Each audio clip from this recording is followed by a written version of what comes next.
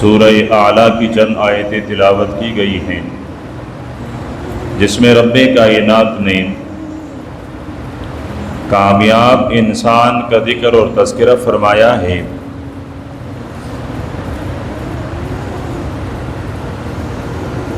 کہ اللہ پاک کی مخلوق انسانیت میں سب سے بڑا کامیاب وہ انسان ہے جس نے اپنی باطن کو تمام عیوب اور تمام نقائص سے پاک اور صاف رکھا اور اللہ پاک کا ذکر کرتا رہا اور اللہ پاک کے سامنے اپنے عاجزی کا اظہار کرتا ہوا نماز کی پابندی کرتا رہا۔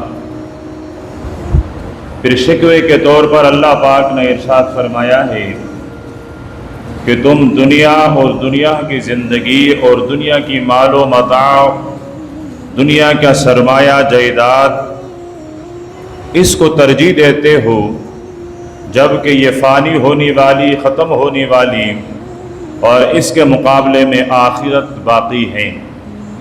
اور فرمایا یہ موعظت اور یہ نصیحت صرف قرآن پاک کی نہیں، یہ صحف اولیٰ، گزشتہ صحائف، خصوصاً حضرت ابراہیم اور حضرت موسیٰ علیہ السلام کے صحائف میں بھی یہ نصیحت موجود تھی کہ تم دنیا کے بجائے آخرت کو اپنی ترجیح بنا لو، دنیا کو اپنی محنت بنائے جانے کے بجائے آخرت کے میدان کو اپنی محنت کا مرکز بنا دو، تو دنیا میں تمہیں سب سے بڑی کامیابی مل سکے گی اور آخرت میں بھی تم نجات یافتہ ہو جائیں گے۔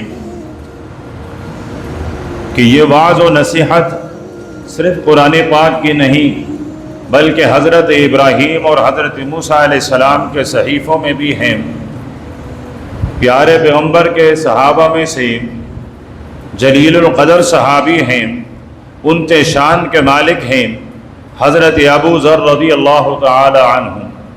یوں تو میرے پیغمبر کے تمام صحابہ کرام وہ شان اور عظمت والے ہیں، میرے پیغمبر کا ہر صحابی آسمان ہدایت کا چمکتا ہوا تارا ہے۔ یوں تو میرے پیغمبر کا ہر صحابی چلتا فرش پر تھا، لیکن رب اس کو جنت کی خوشخبری اور جنت کے مکین ہونے کی خوشخبری سنایا کرتا تھا۔ یوں تو میرے پیغمبر کے ہر صحابی کو اللہ پاک نے یہ اعزاز بخشا ہے کہ میں اپنے محبوب کے صحابہ سے راضی اور محبوب کے صحابہ مجھ سے راضی۔ لیکن پھر صحابہ کرام میں میرے پیغمبر کے اوصاف مجسم طور پر دیکھے جائیں تو ہر صحابی میرے پیغمبر کے خوب آپ کی عادت اور آپ کی کمالات کا ایک عکس ہے۔ میرے پیغمبر ساری کائنات میں سب سے بڑے زاہد ہیں، دنیا میں سب سے زیادہ بے رغبت انسان ہیں۔ اگر اس کا زندہ نمونہ صحابہ کرام کی صف میں تلاش کیا جائے تو وہ پیغمبر کے صحابی حضرت ابو ذر رضی اللہ تعالی عنہ ہیں۔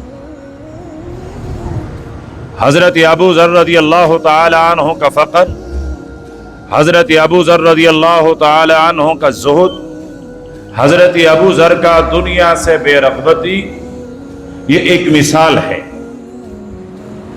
اور اللہ کے پیارے پیغمبر نے ارشاد فرمایا تھا، ابو ذر جب مدینے کی آبادی سلعہ پہاڑ تک پہنچے تو پھر مدینہ چھوڑ دینا۔ اور ایک موقع پر ارشاد فرمایا کہ ابو ذر تیری زندگی میں وہ دن بھی آئے گا جب تجھے میری شہر سے نکال دیا جائے گا۔ عرض کرنے لگے آقا جو مجھے آپ کے شہر سے نکالے میں تلوار سے اس کا مقابلہ کروں گا۔ آپ نے فرمایا ابو ذر تلوار سے مقابلہ مت کرنا، نکالنے والے نکالنے پر آئے تو نکل جانا۔ حضرت عثمان رضی اللہ تعالیٰ عنہ کے دور میں فرمایا کہ یہ تم لوگ اونٹ کی منگنیاں جمع کر رہے ہو، تم دنیا کے پیچھے لگ گئے ہو۔ ایک موقع پر اللہ کے پیارے پیغمبر نے ارشاد فرمایا تھا، ابو ذر اگر تمہیں کوئی منصب، کوئی عہدہ اس کی پیشکش کی جائے تو قبول مت کرنا۔ حضرت ابو موسیٰ اشعری رضی اللہ تعالیٰ عنہ گورنر بنے، کئی عرصہ بعد مدینے میں آئے، دوڑتے ہوئے حضرت ابو ذر سے ملنے لگے تو حضرت ابو ذر نے فرمایا مجھ سے ملو نہیں۔ اس نے کہا ابو ذر تم میرے بھائی ہو، ہم ایک معلم کے شاگرد، ایک شیخ کے مرید ہیں، ہم نے ایک جگہ صفے کے چبوترے پر بیٹھ کر فیض حاصل کیا ہے۔ فرمایا نہیں، یہ بتا تم گورنر بنے ہو، تمہاری کوٹریاں کتنی ہیں، تمہارے محلات کتنے ہیں؟ حضرت ابو موسیٰ اشعری رضی اللہ تعالیٰ عنہ فرمانے لگے ابو ذر میں مدینے سے گورنر بن کے جا رہا تھا تو میرے تن پر یہ ایک ہی قمیص تھی، 4 سال کے بعد مدینہ لوٹ رہا ہوں تو اسی قمیص میں واپس لوٹ رہا ہوں، اس تن پر جو میرا لباس ہے اس کے علاوہ میرے پاس کچھ نہیں ہے۔ تو حضرت ابو ذر نے فرمایا ٹھیک ہے تم میرے بھائی ہو، پھر گلے سے لگایا۔ اتنے دنیا سے بے رغبت اس صحابی کو میرے پیغمبر نے کچھ وصیتیں فرمائی ہیں۔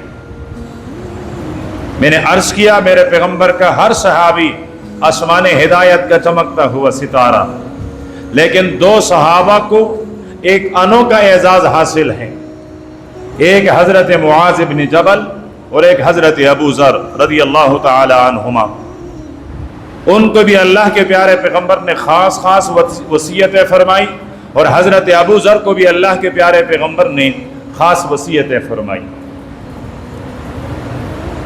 تو حضرت ابو ذر رضی اللہ تعالی عنہ عرض کرنے لگتے ہیں کہ اللہ کے رسول یہ جو ہمارے دادا تھے، جو ہمارے بابا ہیں، جو انبیاء کے بھی جد ہیں، جو انبیاء کے بھی دادا ہیں، حضرت ابراہیم علیہ السلام، ان پر جو اللہ پاک نے صحائف نازل کیے تھے، رب نے جو ان کو صحائف دیے تھے، ان صحائف میں، ان آسمانی چھوٹے چھوٹی کتابوں میں کیا چیز تھی؟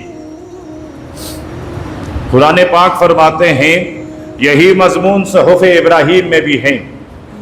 اور یہاں حضرت ابو ذر سوال کرتے ہیں کہ اللہ کے پیارے پیغمبر حضرت ابراہیم کے صحائف اور ان کی کتابوں میں کیا چیز تھی؟ اللہ کے پیارے پیغمبر نے ارشاد فرمایا بابا ابراہیم کے صحائف میں اکثر امثلہ مثالیں تھی،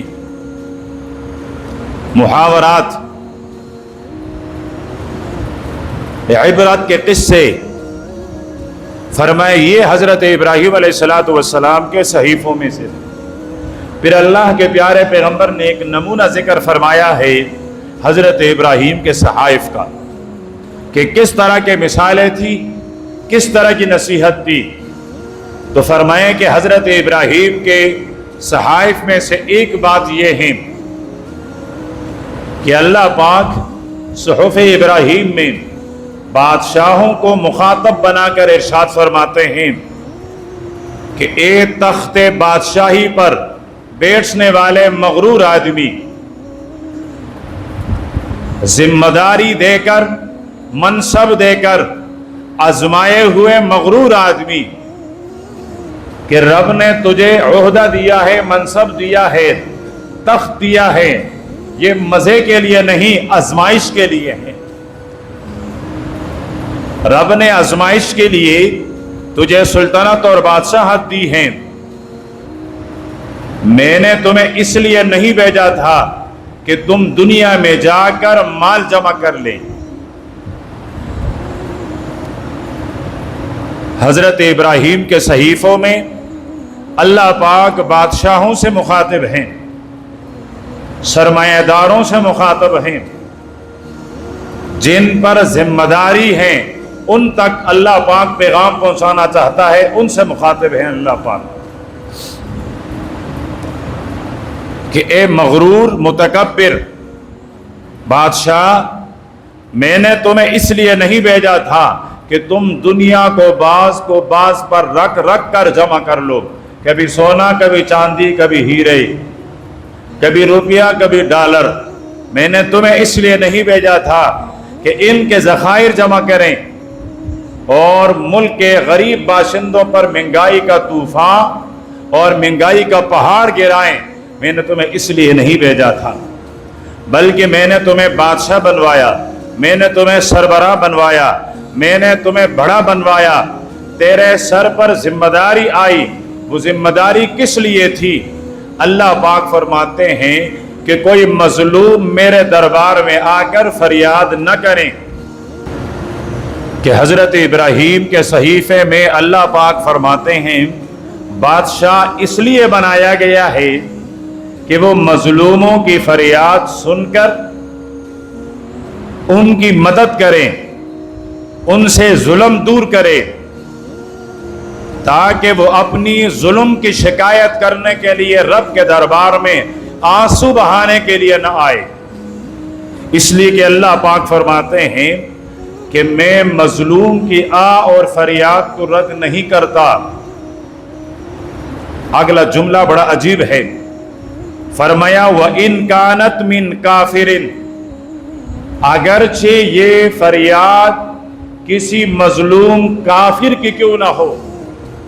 اللہ پاک فرماتے ہیں جو آدمی مظلوم ہو، جس پر ظلم کیا جائے اور وہ میری وجود کو بھی تسلیم نہیں کریں، وہ میری الوہیت کا بھی انکار کریں، لیکن وہ مظلوم ہو اور اس کی آ اور فریاد فرمایا وہ آسمان کے سینے کو چھیرتا ہوا پھاڑتا ہوا میرے عرش تک پہنچتا ہے، اور میں اس مظلوم کی آ اور فریاد کو رد نہیں کرتا۔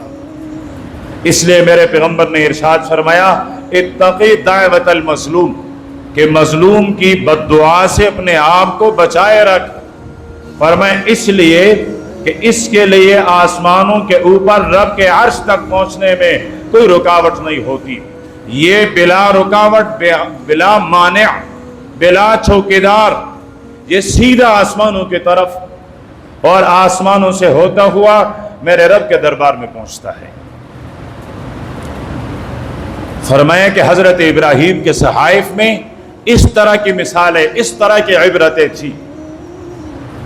دوسرا نمونہ فرمایا بابا ابراہیم کے صحیفوں میں سے ایک یہ بات بھی تھی کہ عاقل آدمی، عقل مند آدمی جس میں شعور ہے، احساس ہے، عقل رکھتا ہے، سوچتا ہے، تدبر کرتا ہے، فکر کرتا ہے، فرمایا اس آدمی پر کہ وہ اپنی خواہشات سے مغلوب نہ ہو جائیں،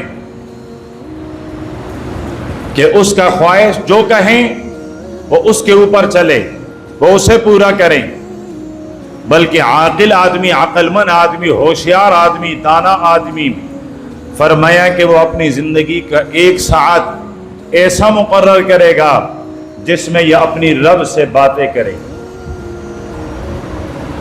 یہ جو میں نقل کر رہا ہوں حضرت ابراہیم کے صحائف سے نقل کر رہا ہوں۔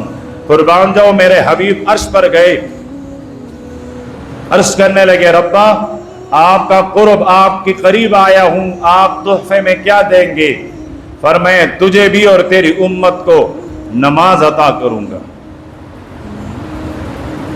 میرے حبیب نے پوچھا ہوگا یہ نماز کیا ہے؟ فرمائے تمہیں تو عرش کے سائے تک بلایا، لیکن تیرا امتی جب چاہے گا میرا معراج، نیت باندھ لے، نماز پڑھے، یہ نماز تیری امت کی معراج ہوگی۔ جائزہ لیں اپنے گھروں کا، اپنی زندگی کا، ہم کتنے نمازی ہیں، ہمارے گھروں میں کتنے نمازی ہیں، ہمارے گھروں میں ہمارے بیوی بچیاں، ہمارے اہل و عیال وہ کتنے نمازی ہیں، خود میری اور آپ کی زندگی وہ نماز کی کتنی پابند ہے، خود اندازہ لگائیں۔ اور یہ عرش کا تحفہ اس امت کو ملا ہے، اور حضرت ابراہیم کو اللہ پاک فرماتے ہیں ابراہیم ہوشیار اور دانا آدمی وہ ہیں جو اپنی زندگی میں سے 24 گھنٹے میں سے کچھ ٹائم، کچھ ساعت، کچھ وقت ایسا مقرر کر لیں یناجی فیہا ربہ، جس میں وہ اپنی رب سے مناجات کریں، جس میں وہ اپنی رب سے سرگوشی کریں۔ امام مسلم رحمۃ اللہ علیہ نے اپنے صحیح میں حدیث نقل کی ہے، اللہ کے پیارے پیغمبر نے ارشاد فرمایا، جب نمازی کہتا ہے الحمدللہ رب العالمین، اللہ پاک سامنے آتے ہیں۔ کیسے آتے ہیں؟ جس طرح اس کی شان کے مناسب ہے۔ سامنے آ کر فرماتے ہیں حمدنی عبدی، میرے بندے نے میری تعریف کی ہے۔ جواب دیا جا رہا ہے۔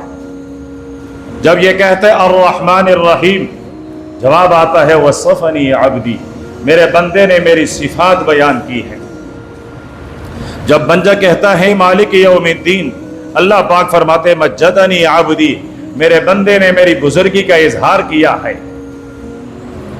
جب بندہ یہ وعدہ کرتا ہے کہ ایاک نعبد و ایاک نستعین، اللہ پاک فرماتے ہیں بندے اب یہ تیرا وعدہ ہے کہ کب تک نبھائے گا؟ تو نے اپنی وفاداری کا اظہار کیا ہے کہ عبادت بھی تیری، استعانت اور مدد بھی صرف تجھ ہی سے، اب یہ تیری اوپر ہے، کس حد تک نبھاتا ہے؟ پھر بندہ دعا کرتا ہے اہدنا الصراط المستقیم۔ اللہ پاک فرماتے بندے جب تو نے میری تعریف کر لی، جب تم نے میری صفات بیان کیے، جب تو نے میری بڑائی کا اظہار بھی کر لیا، جب تو نے اپنے وفاداری کا اظہار بھی کر لیا، میں تو بڑا غیرتی رب ہوں، میرے تو بھرے ہوئے خزانے ہیں، اب تو نے مجھ سے سوال کیا ہے کہ اہدنا الصراط المستقیم۔ اللہ پاک فرماتے ہیں وَلِعَبْدِي مَا سَأَلَ، میرے بندے کو وہ سب کچھ مل گیا جو بندے نے مجھ سے مانگا۔ لیکن ہم فاتحہ پڑھتے ہوئے یہاں کب ہوتے ہیں؟ ہم تو فاتحہ پڑھتے، نماز پڑھتے، اللہ اکبر کہتے، سمع اللہ لمن حمدہ ربنا لک الحمد سبحان ربی العظیم سبحان ربی الاعلیٰ، یہ تمام پڑھ رہے یہاں ہوتے ہیں، لیکن ہوتے ہم وہاں ہیں۔ وہ ہمارے عربی ادب میں ایک شعر ہے کہ سلام اللہ علیکم جسمی ہا ہونا و قلبی لدیکم، وہ اپنی محبوبہ سے کہہ رہا ہے کہ تم پر میری طرف سے اللہ پاک کی سلامتی اور سلام ہو، میں ہوں تو یہاں لیکن میرا دل میرے دلبر کے پاس ہے۔ تو ہم ہوتے تو نماز میں ہیں، لیکن ہمارے دل، ہمارے فکر، ہمارے خیال ہماری دکانوں میں، ہماری فیکٹریوں میں، ہمارے ملازمت میں، ہمارے گھروں میں، اور آج کل ہوتے ہم یہاں ہیں اور ہمارے دل، ہمارے فکر، ہمارے دماغ، ہماری سوچ موبائل شریف میں۔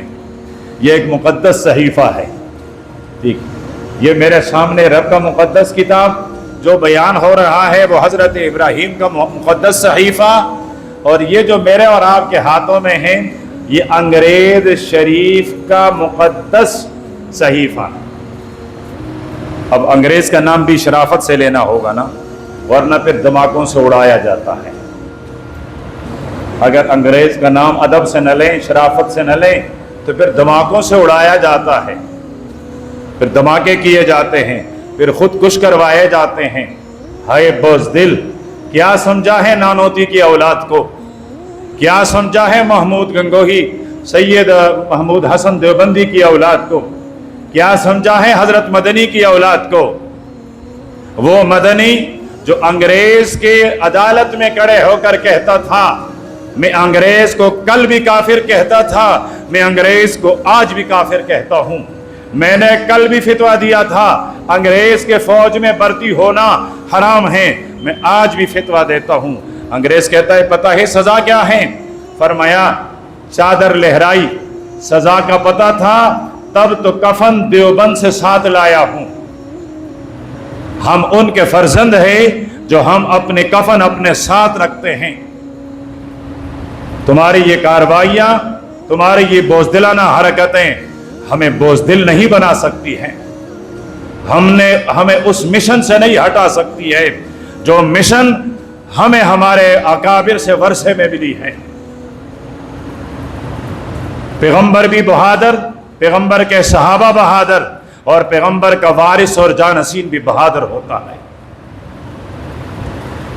تو عرض میں کر رہا تھا ہم ہوتے تو نماز میں ہیں، لیکن ہمارا خیال موبائل شریف میں، جبکہ رب ہم سے مخاطب ہو رہا ہے اور بار بار اللہ پاک فرماتے ہیں فرشتے سے میرے بندے کو میری طرف توجہ کر لیں، میری بندے کو میری طرف متوجہ کر لیں۔ 3 دفعہ فرشتے کے ذریعے اللہ پاک نماز میں ہمیں متوجہ کرانا چاہتا ہے۔ جب 3 دفعہ بھی ہم متوجہ نہیں ہو جاتے، اللہ پاک فرماتے ہیں بندے تو میرے سامنے کھڑا ہے، ہاتھ باندھے ہوئے ہیں، عاجزی کا اظہار کر رہا ہے، کیا یہاں بھی میرے علاوہ کوئی اور تجھے اچھا نظر آیا جو تیری توجہ مجھ سے ہٹ گئی اور اس پر جا کر مرکوز ہو گئی؟ یہ شکوہ کرتا ہے اللہ پاک جب میری اور آپ کی توجہ نماز میں کہیں اور چلی جاتی ہے۔ ہائے کاش زندگی میں ہم نماز ہی تو سیکھ لیں، ایک ہی نماز ایسی پڑھ لیں شروع سے لے کر آخر تک جس میں کوئی غلطی نہ ہو، جس میں ہماری سوچ کہیں بھٹکے نہ۔ یہ ایک نماز بھی نجات کے لیے کافی ہے۔ لیکن ہماری بدقسمتی، ہمارے صحیفے میں، ہمارے نام اعمال میں شاید کوئی ایسی نماز ہو۔ تو فرمایا حضرت ابراہیم سے کہ عقل مند اور ہوشیار آدمی وہ ہیں جو تھوڑی دیر کے لیے رب سے مناجات کریں، رب سے ہم کلام ہو، رب سے بات کریں، اور تھوڑی دیر اپنے نفس کا محاسبہ کریں، اپنے نفس کا محاسبہ کریں۔ ہماری صوفیہ کے اصطلاح میں اسے مراقبہ بھی کہا جاتا ہے۔ اکیلے میں بیٹھ کر آنکھیں بند کر کے اپنے دل کی طرف توجہ کر کے اپنی پورے دن رات کا جائزہ لیں کہ اس دن رات کی میری زندگی کیسے گزری ہے، میرے آنکھوں نے کون سا گناہ کمایا، میرے کانوں نے کون سا گناہ کیا، میری زبان نے کون سے گناہ کیے، میرے ہاتھوں نے، میرے پاؤں نے، میرے دل، میرے فکر یہ کہاں کہاں بھٹکتی رہی۔ اپنے آپ سے حساب، اور جب انسان اپنے آپ سے حساب کرتا ہے، خود سے حساب کرتا ہے، اللہ کا قانون ہے دنیا والے بھی اسے حساب نہیں کرتے، اللہ پاک بھی اسے حساب نہیں کرتا۔ اور جب انسان اپنا محاسبہ، اپنا گرفت خود نہیں کرتا، پھر دنیا والوں کی گرفت میں بھی آتا ہے اور دنیا والوں کے خالق کے گرفت میں بھی آتا ہے۔ تو اپنا محاسبہ، رات کو سونے سے پہلے تھوڑی دیر آنکھیں بند کر کے صبح آپ بیدار ہوئے ہیں اس وقت سے لے کر اب دوبارہ سونے تک اپنی زندگی کا جائزہ لے لیں، اور یہاں تیرے اوپر جنہوں نے ظلم کیا ہے اسے بھی معاف کر لیں، اور تو نے جو اپنے ذات پر خود ظلم کیا ہے اس کی معافی بھی رب سے طلب کر لیں۔ تیسرے نمبر پر ارشاد فرمایا کہ تھوڑی سی ساتھ وہ بھی نکالے کہ جس میں اللہ پاک کی تخلیق کائنات میں غور کریں، فکر کریں۔ قرآن پاک میں ہے اللہ پاک نے اولو الالباب، خالص عقل والوں کی تعریف فرمائی ہے۔ خالص عقل والے کون ہیں؟ یتفکرون فی خلق السماوات والارض، جو رب کی تخلیق میں زمین و آسمان میں غور اور فکر کرتے ہیں، اور نتیجہ یہ نکلتے ہیں غور و فکر کرتے کرتے کرتے ان کی زبانوں پر آتے ہیں ربنا ما خلقت ھذا باطل سبحانک فقنا عذاب النار۔ ربا یہ ساری کائنات بے فائدہ تو نہیں ہے، یہ بیکار تو نہیں ہے، میں بھی کسی فائدے کے لیے، یہ درخت بھی فائدے کے لیے، یہ پانی بھی فائدے کے لیے، یہ سورج بھی فائدے کے لیے، ستارے بھی فائدے کے لیے، یہ آسمان، غرض ایک ایک ذرہ فائدے سے خالی نہیں۔ اور فرمایا ایک ساتھ ایسی بھی رکھیں 24 گھنٹے کی زندگی میں کچھ تھوڑا سا وقت وہ بھی نکالے جس میں اپنے کھانے پینے، اپنے بیوی بچوں کے اخراجات اور ضروریات کی فکر کریں، حلال رزق کمائیں، مزدوری کریں۔ ناراض نہیں ہونا، نوجوانوں سے عرض کر رہا ہوں، یہ ہمارے نوجوان یہ بالکل بیکار ہو چکے ہیں،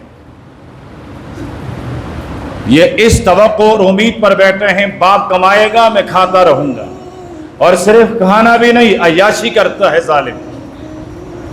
باپ کماتا ہے یا عیاشی کرتا ہے، چچا اور ماموں بھائی کماتا ہے یا عیاشی کرتا ہے؟ یہاں فرمایا خود کما خود۔ اللہ کے پیارے پیغمبر نے ارشاد فرمایا وہ مومن جو قوی ہیں وہ ضعیف مومن سے کئی درجہ افضل ہے۔ جو اپنے قوت بازو سے خود کماتا ہے وہ زیادہ قوی ہیں، زیادہ بہتر ہیں اس سے جو دوسرے کے سہارے پہ رہتا ہے، تو دوسروں کے سہارے پر نہیں۔ حضرت جنید بغدادی رحمت اللہ علیہ نے اپنے ایک مرید کو فرمایا تھا کہ ایسا بن کہ اپنے لیے بھی شکار کر، جو تیرے ماتحت ہے ان کے لیے بھی شکار کر، خود بھی کھا ان کو بھی کھلا۔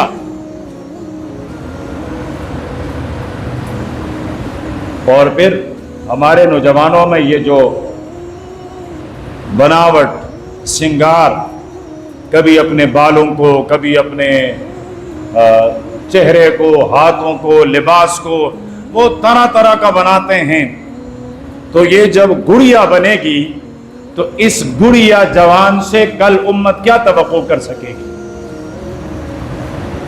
تو یہ گڑیا مت بنے۔ اس لیے امام شافعی رحمۃ اللہ علیہ فرماتے ہیں کہ ہر روز بالوں میں کنگھی نہیں کرنی چاہیے، ایک دن چھوڑ کر ایک دن کنگھی کرنی چاہیے۔ اور آپ صلی اللہ علیہ وسلم نے بھی یہی فرمایا، جبکہ اللہ کے پیارے پیغمبر کے زلفیں تھی بڑی خمدار اور بڑی اچھی، لیکن فرمائے ایک دن چھوڑ کر، یہ تو ہر 2 منٹ بعد، ہر 1 منٹ بعد، بلکہ 1 منٹ میں کئی دفعہ کبھی یوں کرتا ہے کبھی یوں کرتا ہے۔ بھائی یہ کوئی کون سی عجیب زندگی ہو گئی؟ تو فرمایا کہ اپنی زندگی میں کچھ ساتھ کچھ وقت وہ بھی نکال دو جہاں تم اپنے کھانے کی اور اپنے پینے کی، اپنے رہائش کا انتظام کر سکو، جو تمہاری بنیادی ضرورت ہے اس بنیادی ضرورت کا، اس کا بندوبست اور اس کا انتظام ہو جائیں۔ اور پھر آخری بات ارشاد فرمائی کہ عاقل آدمی، دانا آدمی، سمجھدار آدمی وہ اپنی صلاحیت کو خرچ کریں، لیکن اس چیز میں نہیں جو حرام ہے۔ حرام چیز کی لذت نہ اٹھائیں، حرام چیز کا مزہ نہ اٹھائیں،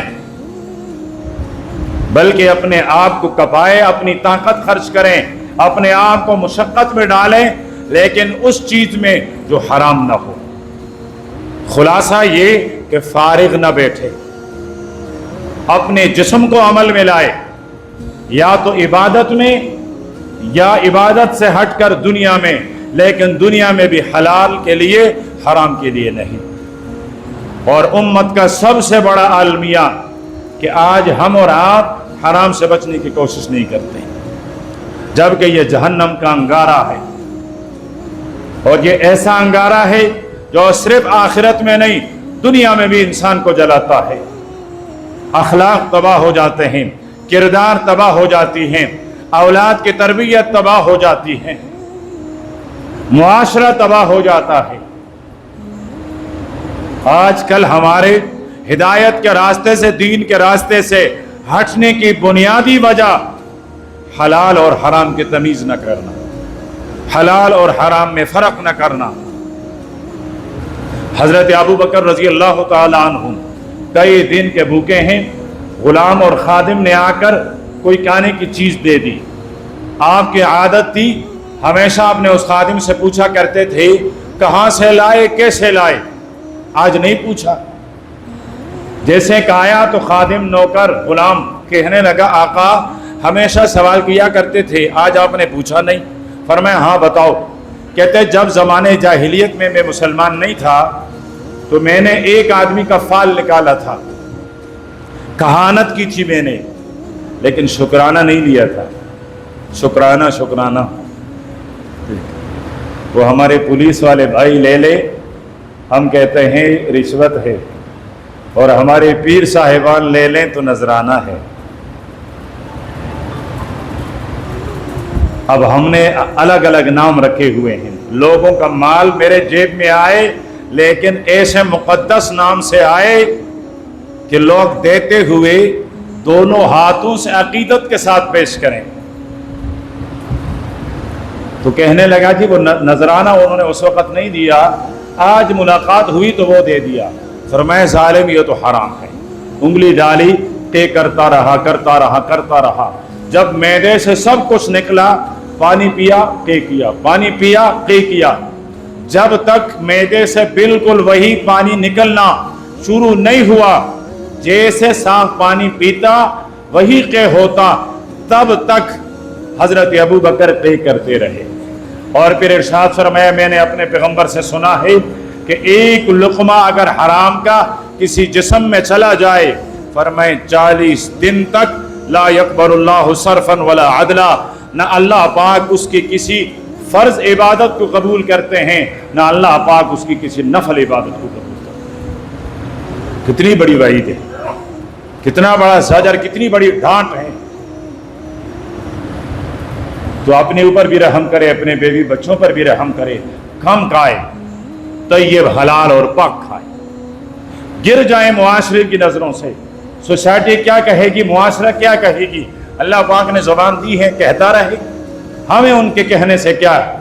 جو کہتا ہے اپنے کہے کا خود ذمہ دار ہے، جو کہتا ہے اسی سے پوچھا جائے گا۔